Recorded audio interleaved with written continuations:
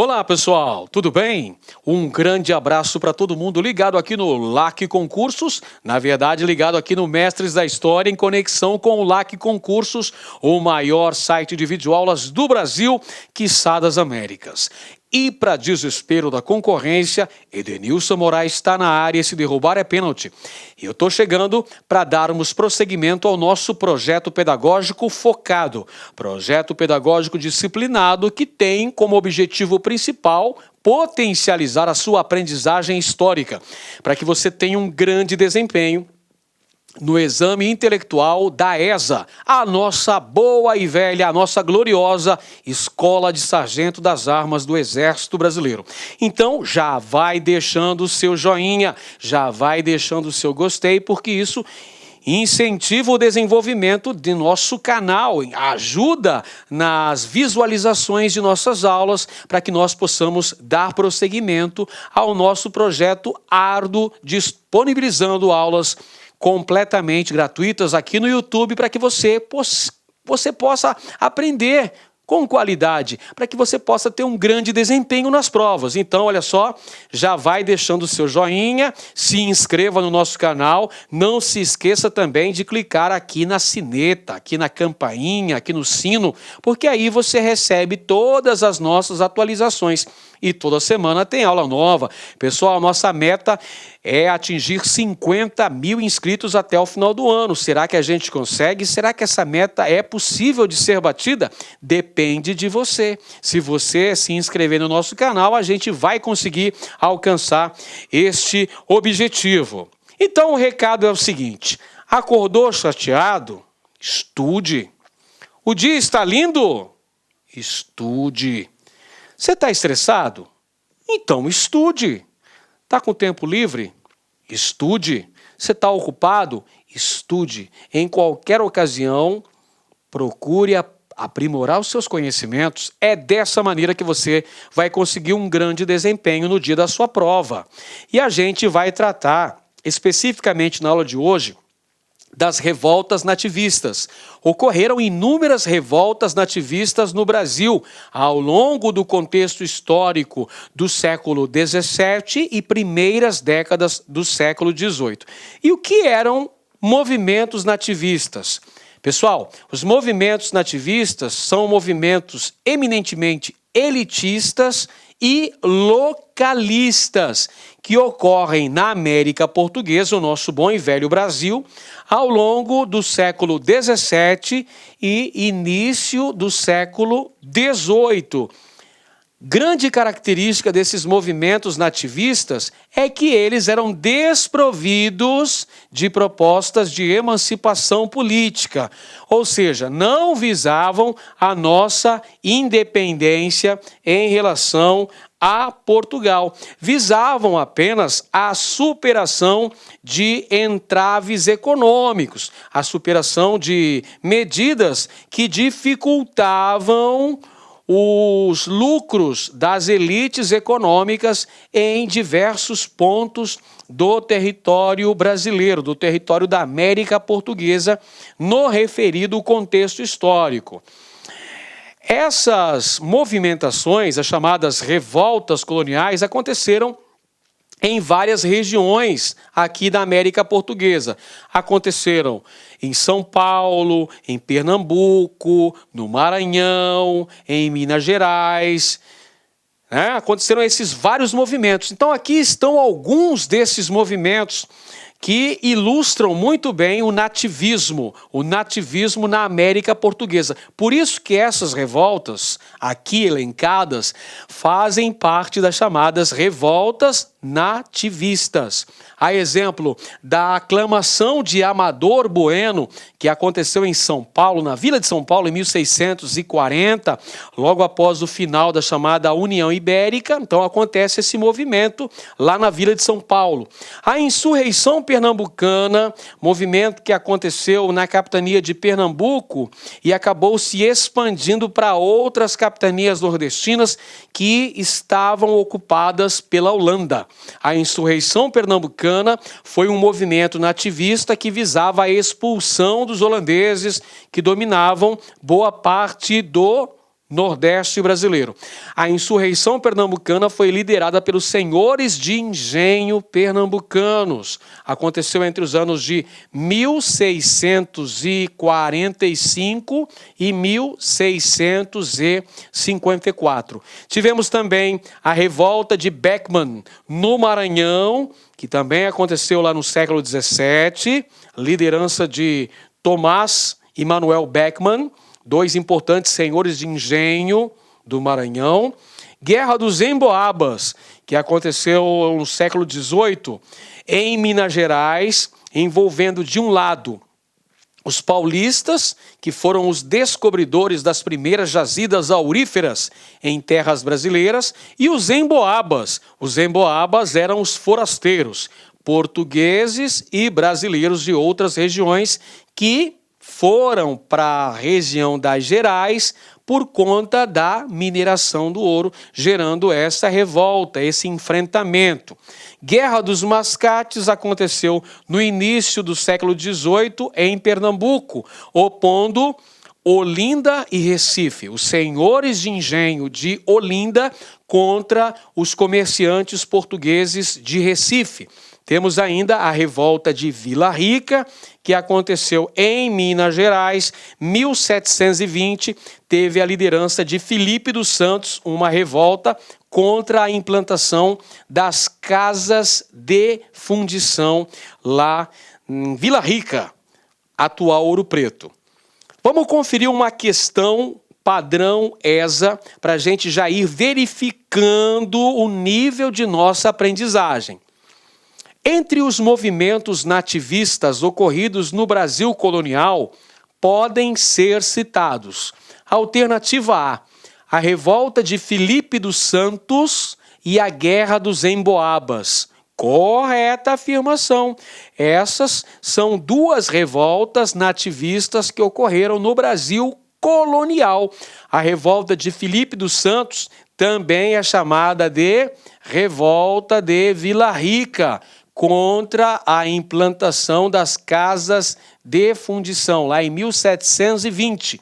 E a Guerra dos Emboabas também aconteceu em terras mineiras, envolvendo, de um lado, os paulistas, que foram os primeiros exploradores de ouro na região, e os emboabas, que eram os forasteiros, que para lá se dirigiram para se dedicar à extração aurífera. Correto? Então, alternativa A. Mas vamos conferir as outras? Vamos lá. É sempre bom a gente tirar essa pulguinha de trás da orelha, não é isso? Alternativa B. A Guerra dos Mascates e a Revolta Liberal de 1842. Veja bem, a Guerra dos Mascates até é um movimento nativista. Beleza, aconteceu em Pernambuco. Guerra dos Mascates. Legal, mas a Revolta Liberal de 1842 é uma revolta ocorrida durante o período imperial no Brasil. Olha o contexto histórico, galera. 1842. Então é período imperial, governo de Dom Pedro II. É o segundo reinado. Segundo reinado. Segundo reinado já é o período que o Brasil é um estado independente. Então, quando ele fala aqui, ó, Brasil colonial, é só na fase em que o Brasil era pertencente à coroa portuguesa. É a fase da exploração econômica do Brasil. Alternativa C, as expedições bandeirantes e a revolta de Beckman. Gente, as expedições bandeirantes não são um movimento nativista.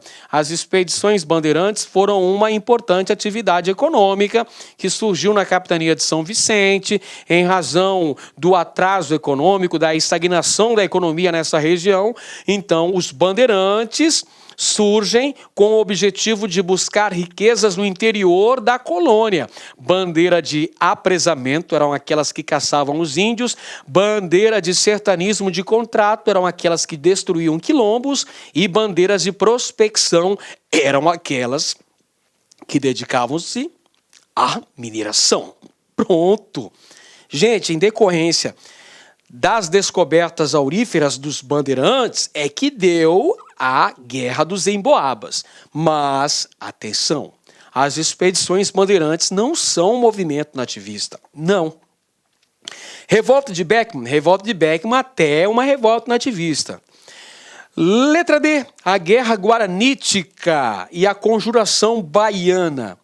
A Guerra Guaranítica, que aconteceu lá em Sete Povos das Missões, na porção sul do Brasil, logo após a assinatura do Tratado de Madrid, de 1750, que opôs, de um lado, os padres jesuítas e os índios guarani, de outro lado, lá, os portugueses e espanhóis, e causou uma dizimação muito grande dos povos indígenas. Tudo bem, a gente até pode colocar no rol dessas revoltas coloniais. Porém, a Conjuração Baiana, pessoal, a Conjuração Baiana não é um movimento nativista. A Conjuração Baiana nós podemos chamar de um movimento separatista ou movimento emancipacionista, aqueles que buscavam a independência do Brasil. Quais são esses movimentos emancipacionistas, professor? A Inconfidência Mineira, a Conjuração Baiana e a Revolução Pernambucana de 1817. Esses são três movimentos que visavam a independência do Brasil. Portanto, são chamados de movimentos separatistas ou emancipacionistas. Na letra E, fala da Conjuração Baiana e da Revolução Farroupilha. A Conjuração Baiana, já dissemos, é um movimento emancipacionista. A Guerra dos Farrapos, que também é denominada de Revolução Farroupilha e aconteceu no sul do Brasil entre 1835 e 1845, é uma das chamadas revoltas regenciais, a mais longa das revoltas da história do Brasil, que contou com a liderança dos grandes estancieiros gaúchos, dentre eles Bento Gonçalves. Contou com a participação também do italiano Giuseppe Garibaldi, mas é outro contexto histórico, pessoal. É o contexto histórico do período regencial, transição para o Segundo Reinado. Portanto, a única alternativa correta para nós aqui, que apresentam dois movimentos nativistas ocorridos no período colonial brasileiro, Revolta de Filipe dos Santos e Guerra dos Emboabas, alternativa correta, letra A de aprovação, que você está buscando, estudando aqui no LAC Concursos e no Mestres da História. Pessoal, segunda questão aqui, foram movimentos revolucionários da época colonial, exceto a... Então, olha só, temos aqui nas 5 alternativas elencados vários movimentos de revoltas coloniais, exceto uma, que não é uma revolta colonial. A revolta de Beckman é uma revolta colonial? Sim, é um movimento nativista que aconteceu lá na capitania do Maranhão e teve a liderança dos senhores de engenho que visavam a expulsão dos jesuítas do Maranhão, a escravização indígena e também a extinção da Companhia de Comércio do Maranhão. Tudo bem? Temos ainda a letra B, Guerra dos Emboabas. Sim, é um movimento rebelde ocorrido também no período colonial, aconteceu em Minas Gerais.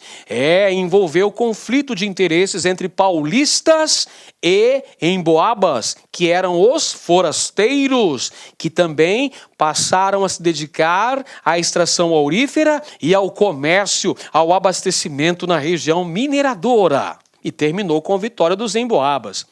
Letra C, Guerra dos Mascates. Também é uma revolta colonial. A Guerra dos Mascates aconteceu na capitania de Pernambuco e envolveu um conflito entre Olinda, primeira capital de Pernambuco, na figura dos senhores de engenho, e Recife, que havia sido elevada à condição de vila e que era comandada pelos comerciantes portugueses. E terminou com a vitória de Recife, que a partir de 1714 passou a ser a capital de Pernambuco. Revolução Federalista. Olha, a Revolução Federalista aconteceu durante a chamada Primeira República no Brasil. período que também é chamado de República Velha. É durante o governo dos primeiros presidentes da República do Brasil. Você sabe muito bem, os dois primeiros presidentes do Brasil foram militares. O primeiro deles foi Deodoro da Fonseca e o segundo foi Floriano Peixoto. Pois bem, no governo de Floriano Peixoto, que é o grande consolidador da República no Brasil, aconteceu a Revolução Federalista, que começou no Rio Grande do Sul e chegou até Santa Catarina. Então, a Revolução Federalista não é um movimento ocorrido na época colonial. Ela aconteceu na época republicana. Então, já vamos assinalar, letra D é a única incorreta. A letra E fala da revolta de Filipe dos Santos, sim, movimento que aconteceu em Vila Rica, Minas Gerais, contra as casas de fundição, no ano de 1720. Muito bem. Agora a gente começa a falar, apresentando algumas das principais características desses movimentos nativistas. A começar pela aclamação de Amador Bueno, que aconteceu em 1640, no contexto histórico que assinala o final da União Ibérica. Você sabe muito bem o que é União Ibérica, né? Se não sabe, aqui no nosso canal tem uma aula específica tratando das principais características da União Ibérica, período histórico de 60 anos, caracterizado por um domínio espanhol sobre Portugal. Pois bem, a União Ibérica acabou em 1640 e é nesse ano que nós temos a presença holandesa no Brasil. Os holandeses estiveram ocupando boa parte do Nordeste brasileiro entre 1630 e 1654. Agora sim, são 24 anos de domínio holandês no Nordeste, com destaque para a atuação do conde João Maurício de Nassau. A administração nassalina foi muito importante no processo de urbanização e de modernização de Recife.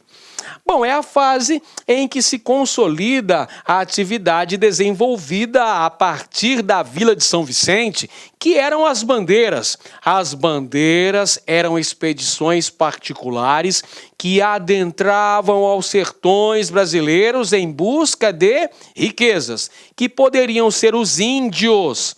Os índios destinados à escravização, ou podia ser o quê? Metais preciosos. Então é uma fase de desenvolvimento do bandeirismo na capitania de São Vicente e é uma fase de restauração da autonomia portuguesa.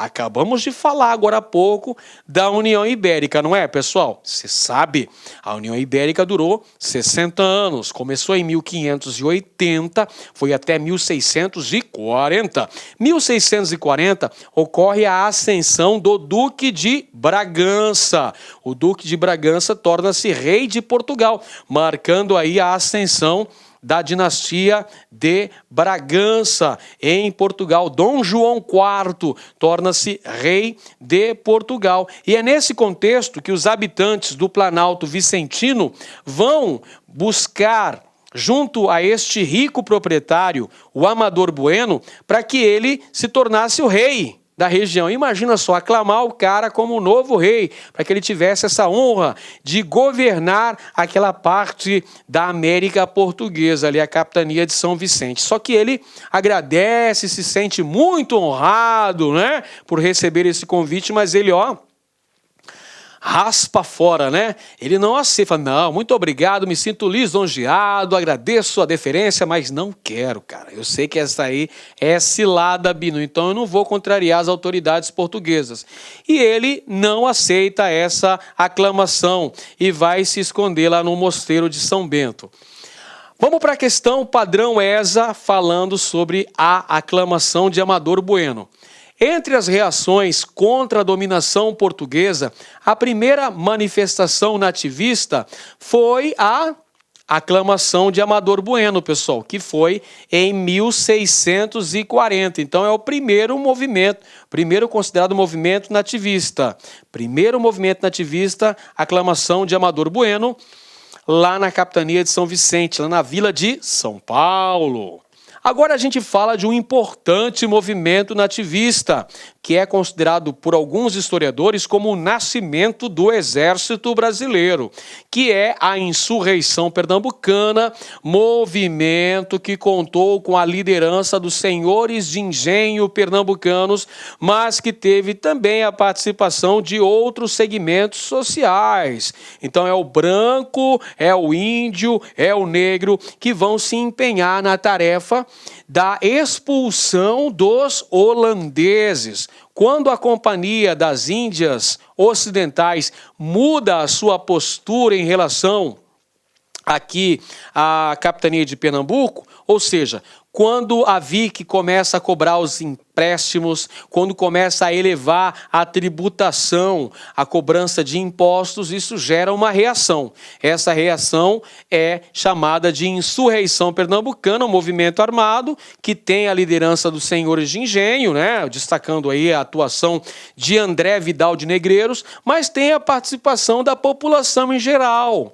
Os índios, comandados por Felipe Camarão, né, o índio Poti, liderados também os grupos de negros que tiveram o protagonismo de Henrique Dias, vão unir forças. Então é a chamada Guerra das Três Raças.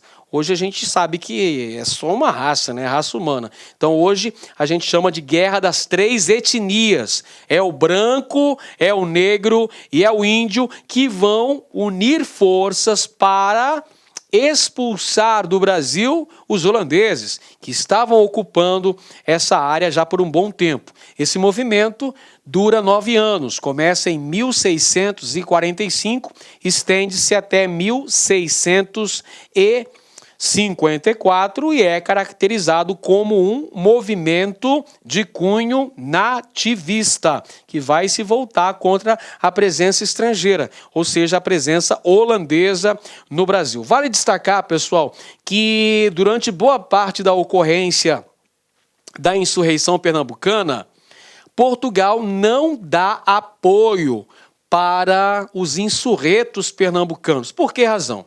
Olha só, 1640 é o ano em que ocorre a restauração portuguesa. A ascensão do Duque de Bragança, Dom João IV, que vai assumir, que vai ser o novo rei de Portugal. Nessa fase de restauração da autonomia portuguesa, Portugal firma acordos com a Inglaterra e com a Holanda para consolidar essa sua independência em relação à Espanha. Perfeito? Então Portugal vai fazer uma aliança política com os principais inimigos da Espanha. Quem são os principais inimigos da Espanha? Inglaterra e Holanda. Então, olha só, por esses acordos, vamos ter benefícios para os ingleses, benefícios econômicos para os ingleses, principalmente no século seguinte, quando em 1703 foi assinado um tratado que muito beneficiou a economia inglesa, o famoso Tratado de Methuen, mais conhecido como Tratado de Panos e Vinhos, que aumentou a dependência portuguesa em relação à Inglaterra. Já falando dos holandeses, pessoal, Portugal vai assinar uma trégua de 10 anos. Trégua de 10 anos com a Holanda. Então, até 1650, Portugal não vai poder ajudar os rebeldes pernambucanos. Olha só, a insurreição começou em 1645. É só após o vencimento dessa trégua de 10 anos é que Portugal vai ajudar os rebeldes pernambucanos. Então, nós temos a vitória dos insurretos após a ocorrência de várias batalhas vencidas pelos luso-brasileiros, como, por exemplo, a Batalha dos Guararapes. São duas batalhas dos Guararapes, 1648 e 1649. Muitos historiadores afirmam que o nascimento do Exército Brasileiro é nas batalhas dos Guararapes, apesar de existirem vozes contrárias, né? Apesar de existirem algumas controvérsias a esse respeito, tá bom? Muito bem, olha só, questão padrão ESA, está na sua tela. Os movimentos nativistas no Brasil colônia fizeram com que surgisse um sentimento nacional à medida em que os conflitos com a metrópole portuguesa foram se agravando. O primeiro movimento que caracterizou bem esse sentimento nacional foi temos aqui Insurreição Pernambucana, Guerra dos Mascates, Revolta de Vila Rica, Inconfidência Mineira e Conjuração Baiana. O primeiro movimento é aquele desenvolvido no contexto da presença holandesa aqui no Nordeste, ou seja, 1645 a 1654. É a Insurreição Pernambucana. A alternativa correta, letra A. Muito bem. Agora a gente vai falar sobre a Revolta de Beckman, que aconteceu no ano de 1684 e foi basicamente uma rebelião nativista acontecida no estado do Maranhão. Porque olha só, pessoal, havia dois estados no Brasil, o estado do Brasil e o estado do Maranhão, não é? Quando aconteceu a União Ibérica, houve uma mudança na política administrativa da América Portuguesa, que foi dividida em dois estados. O estado do Brasil, com capital em Salvador, e o estado do Maranhão, com capital em São Luís, e posteriormente capital em Belém do Pará. Então, olha só, é no estado do Maranhão, é na capitania do Maranhão que acontece a Revolta de Beckman no finalzinho do século XVII, mais precisamente no ano de 1684. Este foi, basicamente, um movimento de caráter elitista. Contou com a liderança dos senhores de engenho maranhenses. Senhores de engenho maranhenses. Não troque as bolas aí, professor Ednilson. Pelo amor de Deus, tio Ed, presta atenção no serviço, garotinho. Senhores de engenho maranhenses. Dentre eles, os irmãos Manuel e Tomás Beckman. Então, esse movimento apresenta um choque de interesses. De um lado, os colonos, ou seja, de um lado estavam os interesses dos senhores de engenho maranhenses, agora eu acertei, senhores de engenho maranhenses, contra a Companhia de Comércio do Maranhão. A Companhia de Comércio do Maranhão foi uma empresa de cunho estatal que detinha o monopólio comercial sobre o estado do Maranhão. Ou seja, esta companhia fornecia uma série de mercadorias que eram consumidas no estado do Maranhão. Vestimentas, ferramentas de trabalho, remédios, alimentos diversos que vinham de Portugal. Então havia o monopólio, a exclusividade de comércio por conta dessa companhia. E essa companhia, adivinha, ela cobrava elevados preços nessas mercadorias. Por outro lado, era também essa companhia que comprava os produtos produzidos aonde? No Maranhão. Por exemplo, o algodão, a cana-de-açúcar para a produção de açúcar. E adivinhem os senhores, essa companhia pagava preços irrisórios por essas mercadorias. Então isso gera conflitos. Por quê?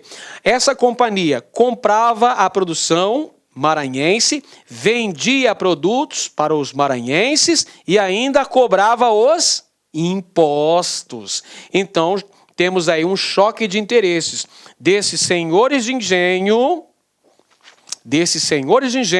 no Maranhão, entre eles os irmãos Beckman, Manuel e Tomás Beckman, contra a Companhia de Comércio do Maranhão e também contra a Companhia de Jesus. Você se lembra qual era a principal função dos jesuítas aqui na América Portuguesa? Lembra muito bem, porque você estudou aqui no Mestres da História. Os jesuítas tinham a função de catequizar os povos indígenas e eles também se responsabilizavam pela educação colonial. Pois bem, os jesuítas eram contra a escravização dos índios. Acontece, pessoal, que essa companhia de comércio era a empresa que deveria abastecer o Maranhão com contingentes de escravos africanos. Só que essa companhia não deu conta, não bateu a meta, não cumpriu a promessa. E aí temos uma carência de mão de obra lá no Maranhão. E adivinhem só, quem é que os senhores de engenho maranhenses queriam escravizar? Isso mesmo, os índios. Só que não pode escravizar os índios. Por quê? Porque os jesuítas não deixam. E lembrar também que os jesuítas estavam atuando na extração das chamadas drogas do sertão. Castanha do Pará, baunilha, guaraná, catuaba, todos esses produtos aí eram as chamadas drogas do sertão. Quem trabalhava, quem organizava essa extração com mão de obra indígena eram os jesuítas. Logo, os jesuítas possuíam também prestígio econômico e político na região. Essa revolta expulsa os jesuítas do Maranhão, cria uma situação bem complicada. Aí estão as causas da revolta de Beckman: a insatisfação com a Companhia de Comércio do Maranhão, o descontentamento com o monopólio comercial exercido por essa companhia, a falta de mão de obra escrava nessa região, o conflito com os padres jesuítas e o desejo de escravizar os povos indígenas. Entre os grandes objetivos da revolta de Beckman estavam a extinção da Companhia de Comércio do Maranhão e a expulsão dos jesuítas das terras maranhenses. Muito bem, olha só, pessoal, questão padrão ESA chegando para a gente responder. Os conflitos entre produtores e missionários jesuítas, resultantes da prática de escravidão de índios, provocaram a alternativa A, Guerra dos Mascates, a alternativa B, Guerra dos Emboabas, a alternativa C, Revolta de Beckman, ou a alternativa D, Revolta de Filipe dos Santos. Esse conflito que aconteceu no Maranhão, 1684, denominou-se Revolta de Beckman. A alternativa correta, letra C. Mais uma questão padrão ESA versando sobre este movimento. A Revolução de Beckman, na verdade, não foi uma revolução, né, pessoal? Foi uma revolta. Mas tudo bem, o enunciado da ESA trouxe revolução, mas é uma revolta. A revolta de Beckman, ocorrida no Maranhão no final do século XVII, mais precisamente no ano de 1684, foi um movimento, vamos lá, alternativa A, que pleiteava a independência do Brasil? Não, né, pessoal? Se a revolta de Beckman foi um movimento nativista, nós já sabemos de antemão que este movimento era desprovido do desejo de emancipação política. Não queria romper os laços de dominação portuguesa no Brasil. Então, vamos excluindo a alternativa A. Letra B, do protesto pela presença jesuíta na região, já que estes proibiam a escravidão indígena? Sim, exatamente. Este é um fator que leva à ocorrência da revolta de Beckman. A questão da mão de obra é o pomo da discórdia entre senhores de engenho maranhenses, representados pelos irmãos Tomás e Manuel Beckman, e os padres da Companhia de Jesus, os jesuítas. A alternativa correta, a letra B de bola. Vamos conferir as outras. Letra C, de protesto contra a Companhia de Comércio do Maranhão, que introduziu na área muitos escravos negros barateando a mão de obra? Não, pessoal. A gente acabou de falar agora há pouco na explicação que a Companhia de Comércio do Maranhão não bateu a meta, não conseguiu abastecer o Maranhão com um número suficiente de escravos de origem africana. É por essa razão que os proprietários de terra queriam escravizar os chamados negros da terra, ou seja, os povos indígenas. Letra D, de oposição à criação das casas de fundição? Não. O movimento nativista que se opunha à criação das casas de fundição no Brasil denominou-se Revolta de Filipe dos Santos ou Revolta de Vila Rica e aconteceu no ano de 1720. Alternativa E, de protesto pela queda do preço do algodão em virtude da Guerra de Independência norte-americana. Nós sabemos que a Guerra de Independência americana ocorre praticamente um século depois, né? A independência dos Estados Unidos é final do século XVIII, 1776, independência dos Estados Unidos, não é isso? E a Guerra de Independência vai acontecer até 1783, 83, que é o reconhecimento da independência dos Estados Unidos. Não, é outro contexto histórico. É 1684, é século XVII, não é isso? Beleza. Então é um confronto de interesses entre os senhores de terras maranhenses e os padres da Companhia de Jesus acerca da utilização de mão de obra escrava de origem indígena. Mais um movimento nativista, agora a Guerra dos Emboabas, que aconteceu na região mineradora no início do século XVIII.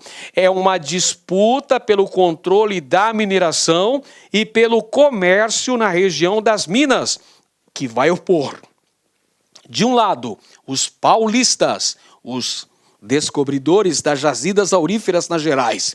Os paulistas se intitulavam os verdadeiros proprietários das minas. Falavam, olha só, a descoberta de ouro em Minas Gerais foi resultado da ação empreendida pelos bandeirantes, ainda no final do século XVII.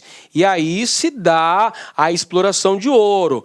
Com a divulgação da fofoca, o que é a fofoca? A notícia da descoberta de ouro. Evidentemente que vários aventureiros vão se dirigir para a região mineradora, gerando um conflito de interesses. De um lado, os paulistas, de outros, forasteiros, que eram chamados de emboabas.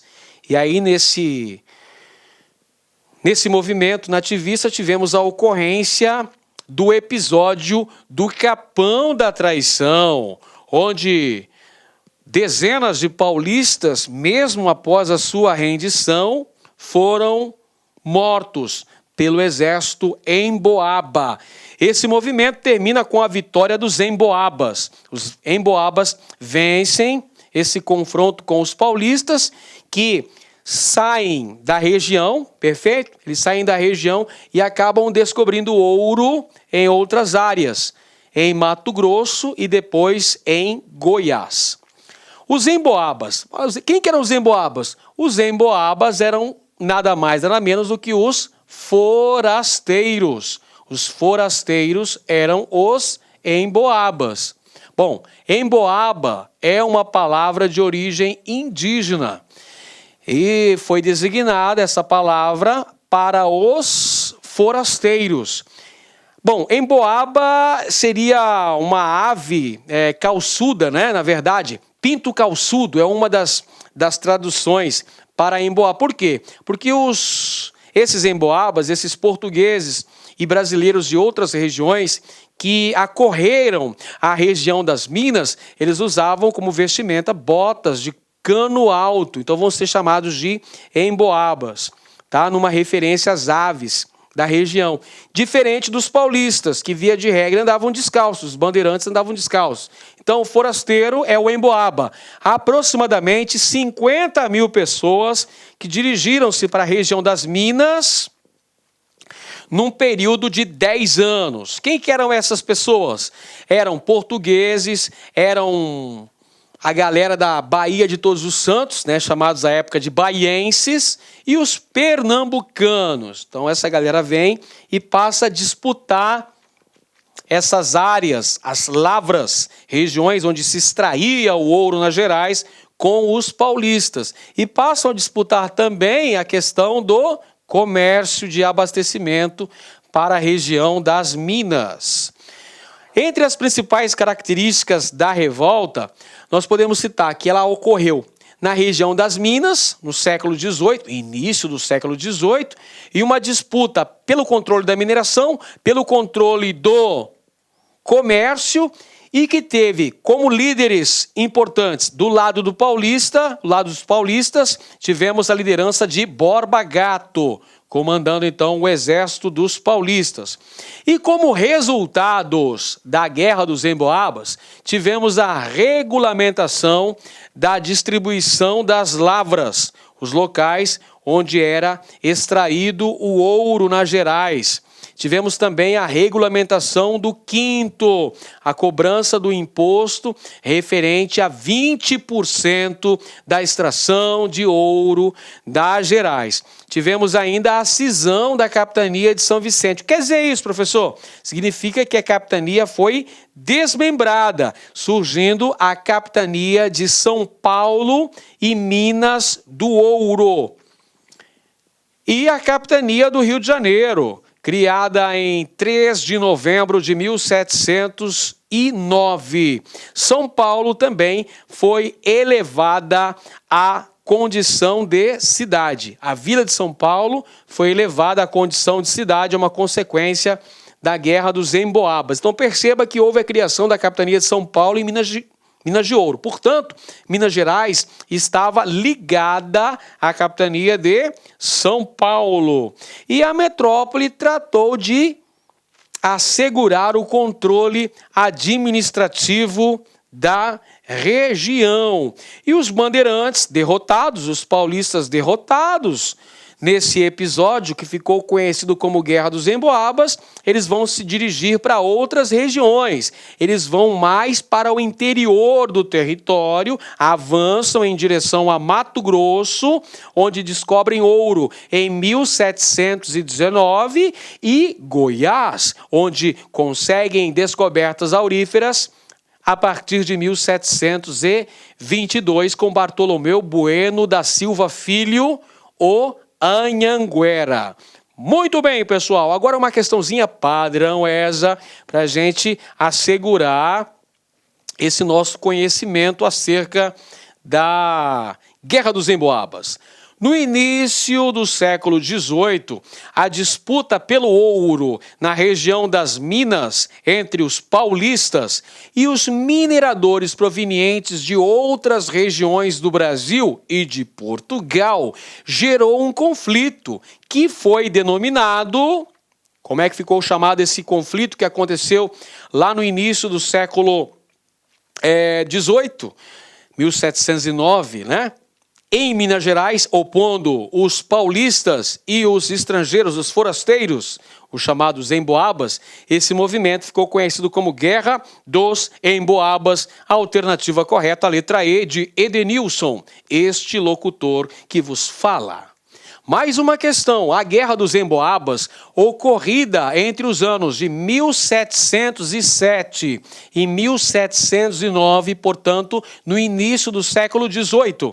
Em região mineradora, teve como rivais, muito fácil, né, pessoal? De um lado os paulistas, de outro os forasteiros, chamados pejorativamente de Emboabas. Tá aqui, ó, letra C, paulistas e forasteiros é a alternativa correta. Mais uma questão para nós ainda nesse mesmo tema.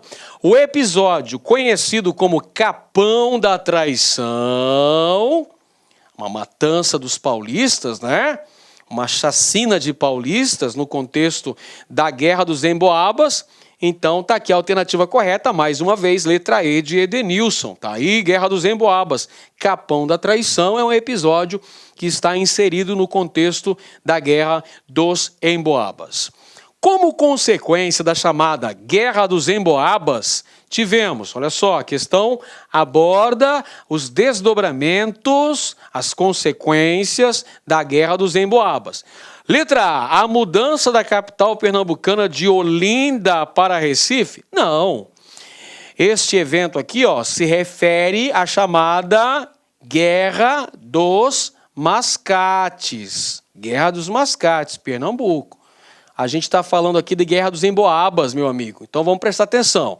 Letra A, fora. Letra A, excluída. Letra B, expulsão dos Emboabas do Brasil? Não, porque os Emboabas venceram essa guerra. Essa guerra foi vencida pelos forasteiros. Letra C, aclamação de Amador Bueno como rei do Brasil? Não, porque esse movimento aconteceu em 1640 e o Amador Bueno não quis nem saber dessa aclamação. Letra D, a extinção da Companhia de Comércio do Maranhão? Não, porque essa medida se refere à chamada Revolta de Beckman, que aconteceu em 1684, aonde mesmo? Lá no Maranhão. Beleza. Então, só sobrou uma alternativa para nós. Só letra E. Essa é a nossa favorita. Letra E de Edenilson. Tá aí para você. A separação de Minas Gerais e São Paulo do Rio de Janeiro. Foi criada a capitania de São Paulo e Minas de Ouro. Presta bem atenção. Em 1709, após o término da Guerra dos Emboabas, o rei de Portugal resolve, então, desmembrar essa capitania. Cria a capitania de São Paulo e Minas de Ouro. Tá certo? A letra E é a resposta correta. Agora sim a gente começa a falar sobre a Guerra dos Mascates, um importante episódio da história do Brasil que assinala disputas envolvendo as elites político-econômicas de onde? Da capitania de Pernambuco. De um lado estava a vila de Olinda, representada então por quem? Pelos senhores de engenho. E de outro lado estava quem? Recife, representada pelos comerciantes portugueses, os comerciantes lusitanos, os portugueses, os portugas, que controlavam o comércio lá em Recife. Bacana. Qual é a relação entre eles aqui, pessoal? A relação é que o seguinte, pessoal, aqui os senhores de engenho eram os devedores. E os comerciantes portugueses? Esses eram os credores. Porque olha só, você lembra aí quais eram as consequências principais da expulsão dos holandeses do Nordeste brasileiro? Bom, consequências foram o declínio da economia açucareira no Brasil e a concorrência com a produção de açúcar das Antilhas, feita pelos holandeses, que produziam lá um açúcar de melhor qualidade e mais barato. Então, a economia açucareira começou a declinar, não é isso? Os senhores de engenho de Olinda, para continuar sustentando a produção, eles vão contrair empréstimos junto aos comerciantes portugueses. Então vamos ter uma dependência dos senhores de engenho de Olinda em relação aos comerciantes portugueses de Recife. E aí, pessoal, no ano de 1709, ocorre a aprovação da lei que elevou Recife à condição de vila. Recife foi elevada à condição de vila e passou a ter uma autonomia político-administrativa.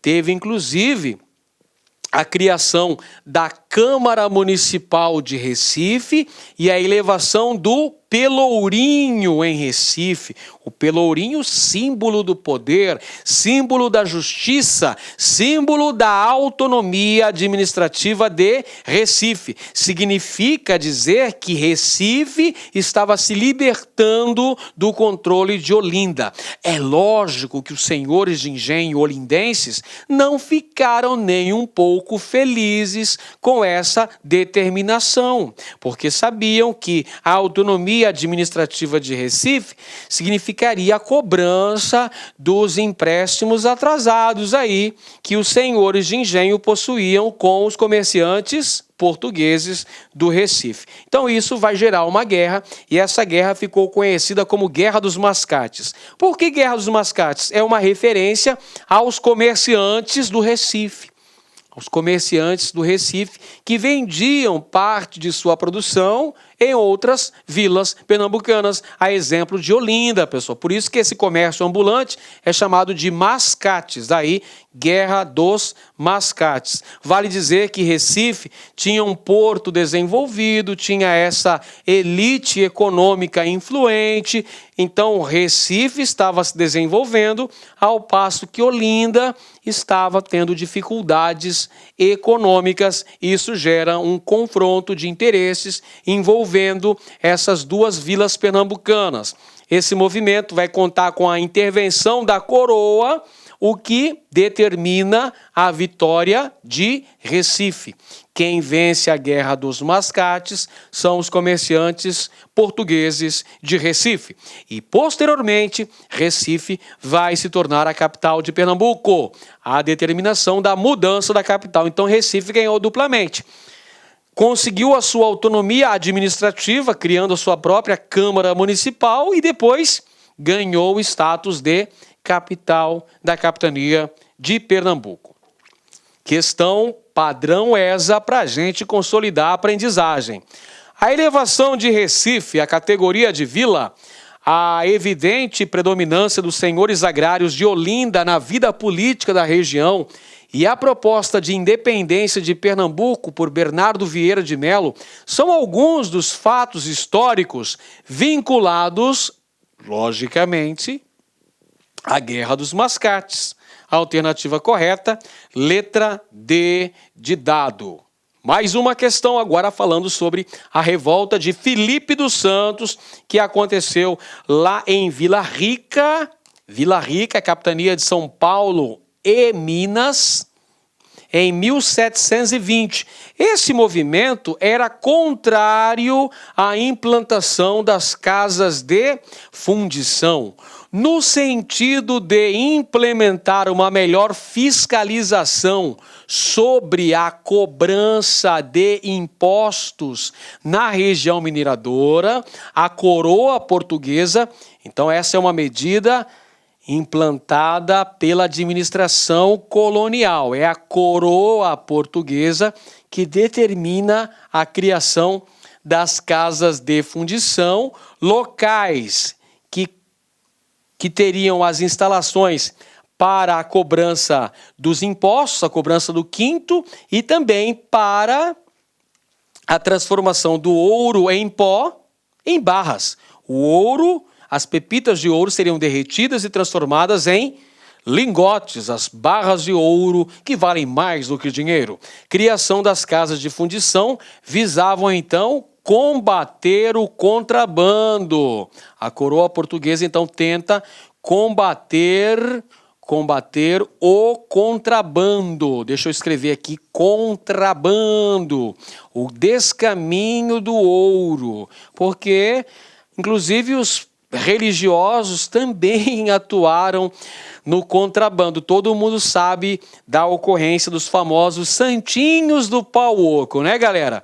Aquelas imagens ocas, as imagens de madeira, né, imagens sagradas de madeira, que eram utilizadas para camuflar o ouro, o contrabando. Então, para combater o ouro, a coroa portuguesa proíbe a circulação de ouro em pó e determina que todo o ouro encontrado deve ser quintado, deve ser derretido, transformado em barras, para se combater de maneira eficaz o contrabando. Evidentemente que não conseguiram combater a contento esse contrabando, que continuou acontecendo.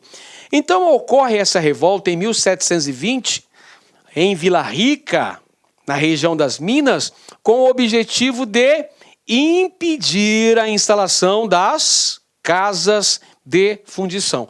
O líder do movimento era o Filipe dos Santos.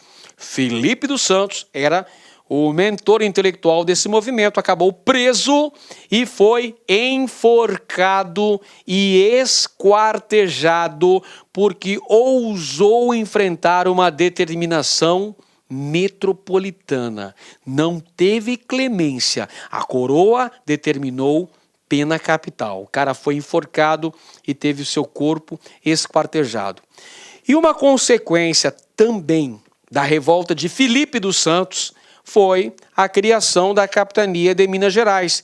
Isso é o ano de 1720. Minas Gerais separada do restante da capitania de São Paulo. Você se lembra que após a Guerra dos Emboabas, lá em 1709, foi criada a capitania de São Paulo e Minas, Minas de Ouro. 1720, 11 anos depois, a coroa portuguesa assina um outro decreto, separando Minas Gerais e São Paulo para facilitar o quê? A fiscalização sobre a extração de ouro. Agora a gente faz uma questão padrão ESA para verificar se a gente está entendendo mesmo para valer essa revolta nativista, a revolta de Filipe dos Santos. Vamos lá. A cobrança de elevados impostos por Portugal e a criação das casas de fundição em 1720 provocaram a ocorrência da revolta de Vila Rica, que também é chamada de Revolta de Filipe dos Santos. Está aqui na alternativa E de Edenilson, este locutor que vos fala. Muito bem, pessoal, chegamos aí à reta final da nossa aula e não deixe que as pessoas te façam desistir daquilo que você mais quer na vida. Acredite, lute, conquiste e, acima de tudo, seja feliz. Eu estou com você nessa sua caminhada de busca de conquista dessa vitória, conseguindo um grande resultado e aprovação no exame intelectual da ESA.